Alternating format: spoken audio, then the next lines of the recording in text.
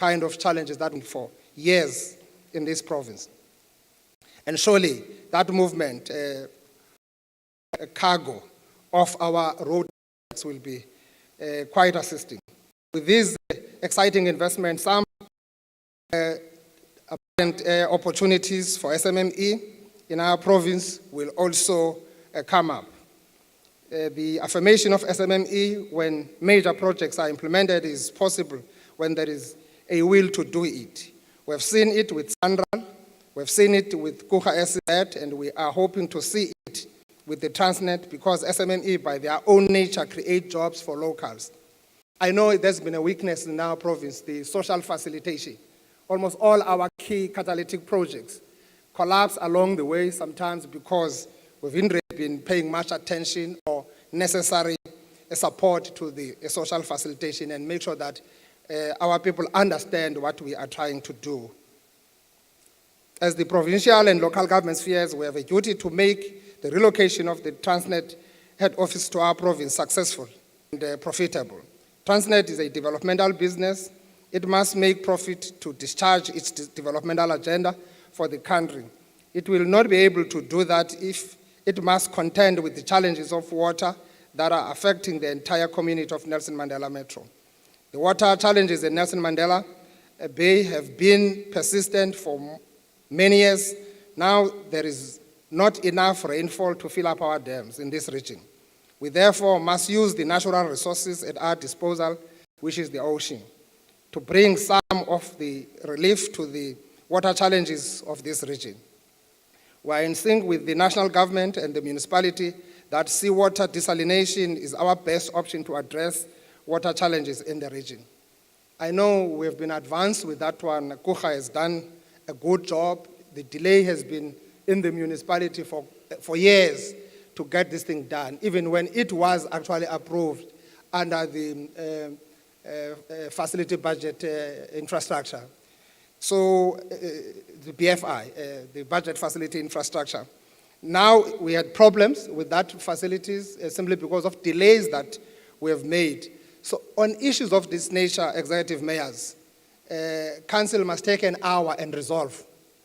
Because you are not doing it for yourself, you are not doing it for political expediency, for political interest. You are doing it for people of our province. And Nelson Mandela Bay is our provincial economic hub. We've got to work together beyond our own political interests and ambitions to see to it that we are living a proper and necessary legacy that contributes to our national democratic revolution. Water desalination is not a new concept in our country.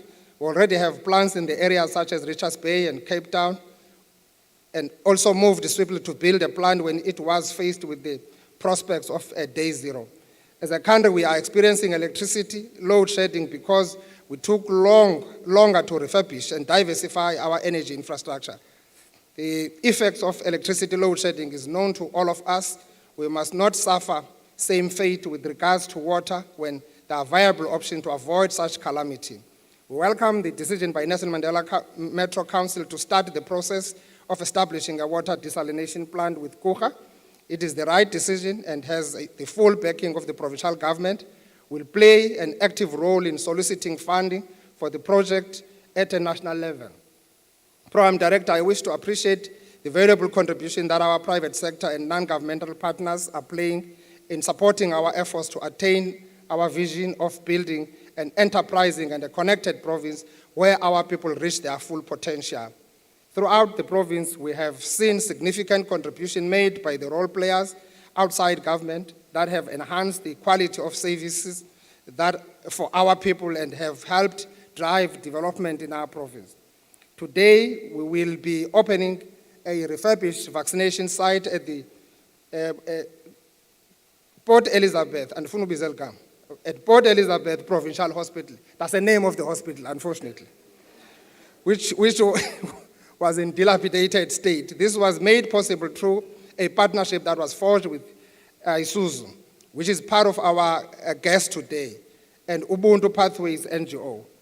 These and many other contributions do not go unnoticed and are much appreciated, not just by our provincial government, but by the people of Eastern Cape as a whole. We wish to extend such collaborative efforts beyond the COVID-19 period to venture deeply into economic development, job creation, and poverty alleviation initiatives with our partners. Next week, we will be hosting a 2-day investment conference at the East London ICC in Buffalo City Metro. The main purpose of the investment conference is to provide platform for investors to expand their operations in the Eastern Cape and to showcase available opportunities to investors so that they could partner with us on a new project to drive economic growth and job opportunities in our province. I hope investors in this room have received their invitation to the conference and have prepared new investment commitments they could announce at the conference. I'm happy that one day I had an opportunity to get a lift in the president's chopper. We were flying from Fort Beaufort areas to East London. As we are flying across, when we land in East London, President makes a comment that it is indeed sad what he's observing in the Eastern Cape. Flying such a distance without seeing a single factory on the ground, it's a shame. It's a shame to those who were before us, before 1994. It is also a shame in us that after more than 2 decades, we haven't really integrated this province to where it's supposed to be. And I was quite happy that that kind of commitment we hear from the president himself, but that would mean the leadership of this province must stand up and begin to roll up its sleeves and work very hard to ensure that we really change the socio-economic outlook of our province and ensure that almost all catalytic projects that we have managed to solicit sufficient consensus around throughout all spheres of government are implemented without fail. So we've got a duty to see to it that we do much better than what we've been trying to do. We want to come out of that conference with bold commitments from investment point of view, such that we witnessed here in Nelson Mandela a few weeks ago, where Mfuleni Results and Flanagan and Gerald Group announced the commencement of construction for the 500 million boardwalk shopping mall.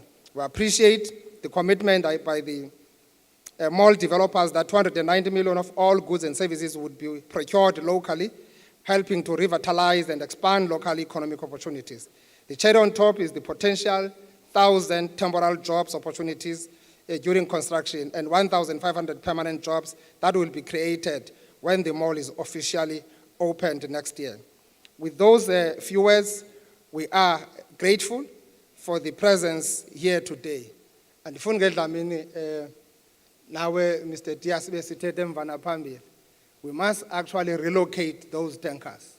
We need that waterfront. I know in Port Elizabeth, here in Gqeberha, there have been a lot of business people who have been coming forward talking about this concept. And the people are ready out there to invest in this space. So we've got to get it done. And it must be done, Sisposha, please, so that we are able to take our province to another level. So siyabulela kakhulu kumntu wonke ku Transnet. I think you have really been showing, coming on board. We're quite happy with the kind of commitment that you have. I know Buffalo City Mayor is not really happy. He feels like we're still talking too much than making things to happen. So siyacela kakhulu ukuba sikwazi ubambisana sisebenzisane, but that's a vision that we have. And then we believe that creating this kind of a working environment and collaboration, it is going to help us move forward. We all believe that foundation has been laid and the work must begin. Thank you very much.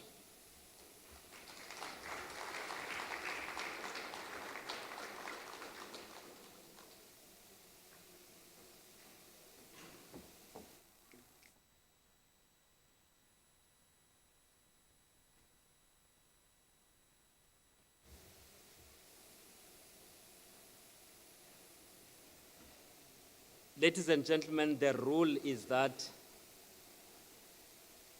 if I have not arrived at the podium, you don't stop uploading.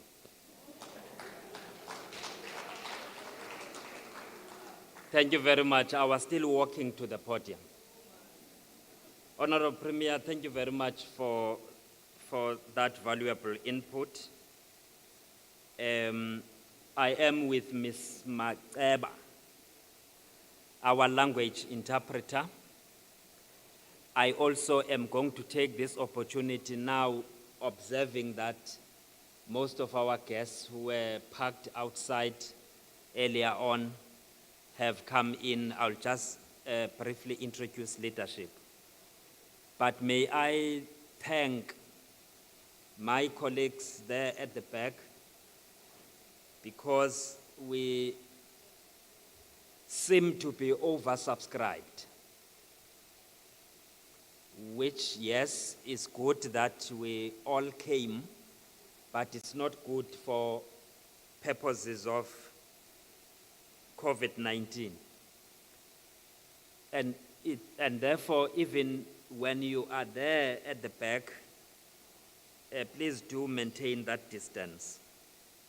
We have had to ask some colleagues to give up spaces to our guests who were outside so that all could find a seat inside the room. Thank you very much for that. Just because when the next presentation comes, there will be some element of engagement with that presentation. I thought it important that I indicate who amongst our leadership is in the room, so that when such engagement takes place, we know who is here. You already have observed that Honorable Premier came onto the podium to deliver his input, but at the table where the Premier is, are members of the Executive Council as well as the Executive Mayors. I will start with the Honorable MEC. If Honorable MEC, when I announce your name, please just show your presence. Honorable MEC for Finance, Economic Development, Environmental Affairs and Tourism, Honorable MEC Mvoko.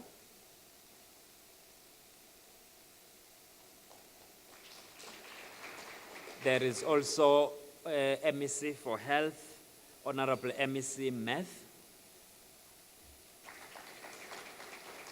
There is MEC for Transport and Community Safety, MEC Tikana Kotiwe.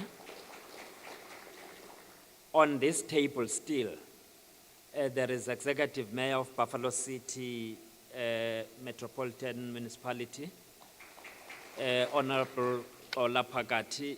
There is also Executive Mayor of Nelson Mandela Bay Municipality, Honorable Ngaba Banga. On that table, I see honorable members of the executive. Apologies if my spectacles are failing me, but I could see Honorable MEC for Education, Honorable Gade, Honorable MEC for Human Settlements, Honorable Konsiwe,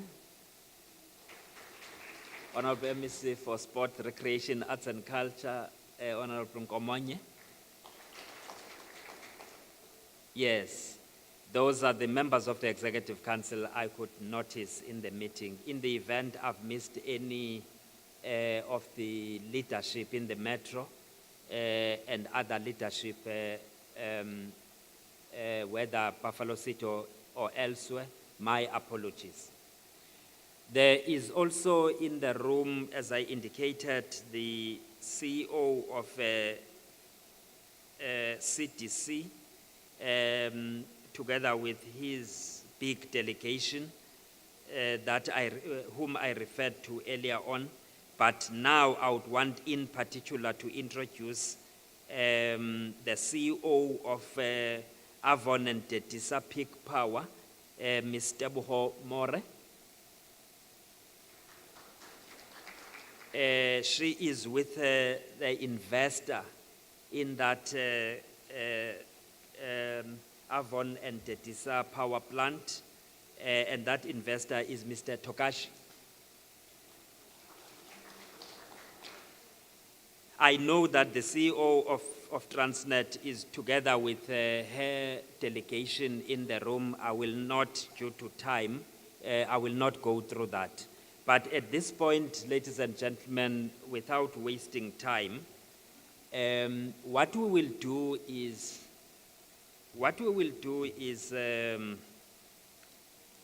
we will hold on to the other aspects of our program, like just getting breakfast. We'll hold on to it a little bit until after the presentation that would be run here. And that presentation would be run by the Group CEO of Transnet, Ms. Portia Debbie. Ms. Portia, if you may please come forward and run through the presentation. After this presentation, colleagues, ladies and gentlemen, my principals, there will be a moment of interacting with the presentation to the extent that you would want to. Portia, over to you.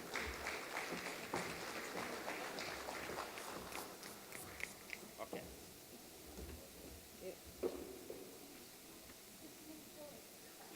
Okay, cool.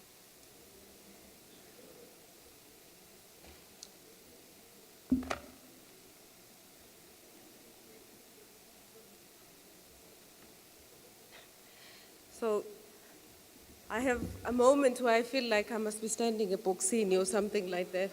So I might be able to look above the mics. Honorable Premier Mabuyane,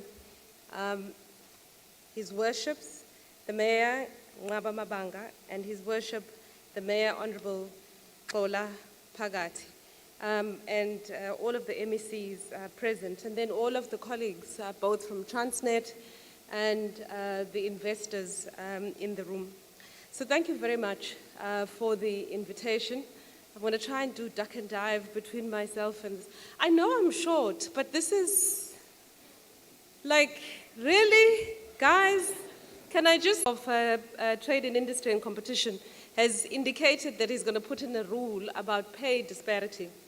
I do think that we need a rule about biological disparities. Women are shorter than men, guys. Okay. Okay, there are some men who join us as well.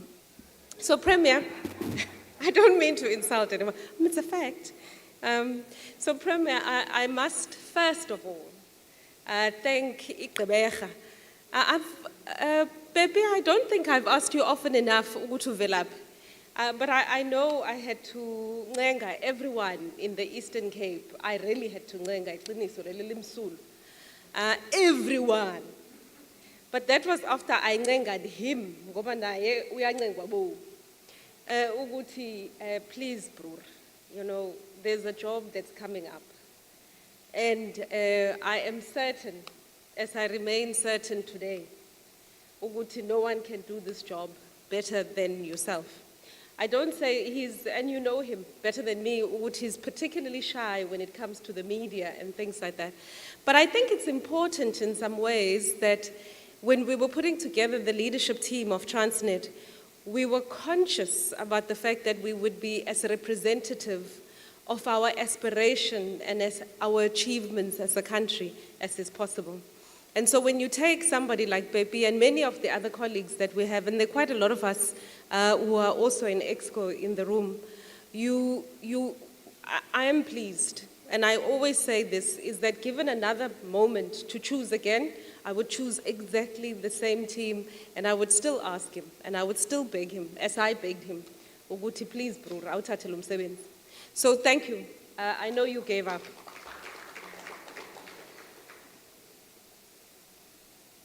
Okay, so this is where things start going pear-shaped. Where am I supposed to point this?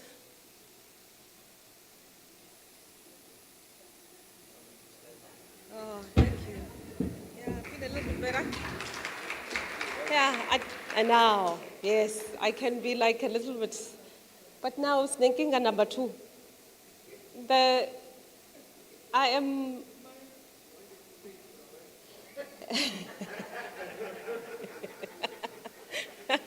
Okay, ngizoyiseqebeka kulungile.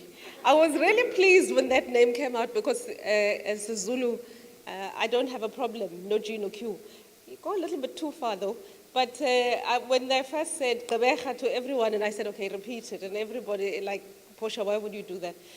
Premier, I don't know when the port is going to be renamed, so I'm just saying it in advance. The port is still called the Port of Port Elizabeth, okay? Ngiyaxolisa. I think it's a, I'm pressing the green button, sir. This green, right? Yeah. Okay. Can somebody then just press one slide down in the meantime?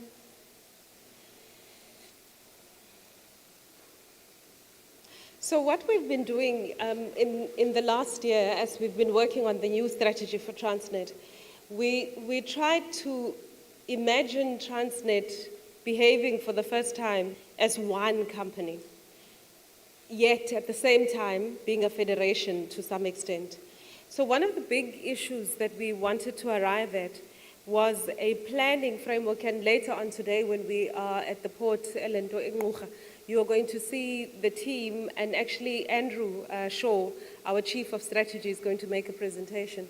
We were trying to find a way in which we as Transnet would engage with the economy in a fashion that would ensure that we treated it all as one country, and we didn't continue this planning cycle where we looked at what was the operating division we were looking at, but looked at what were the commodities we wanted to move.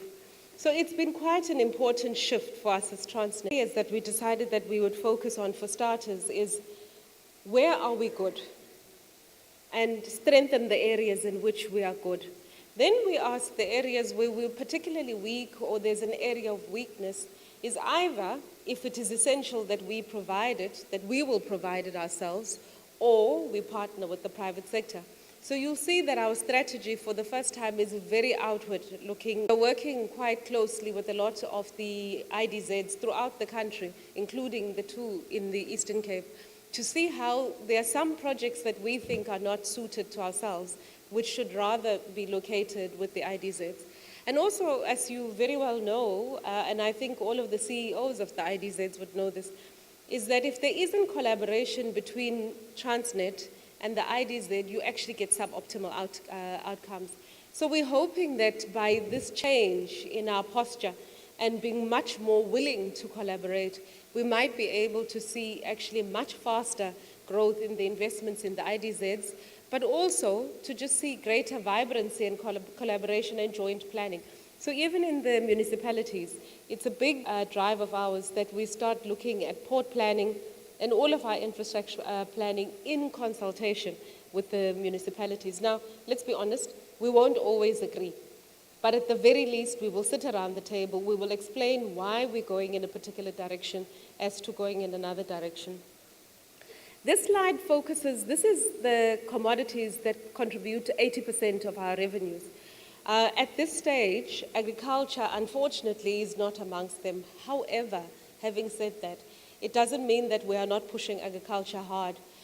In fact, on the early now, in the beginning of June, we are actually having a workshop in Groblersdal.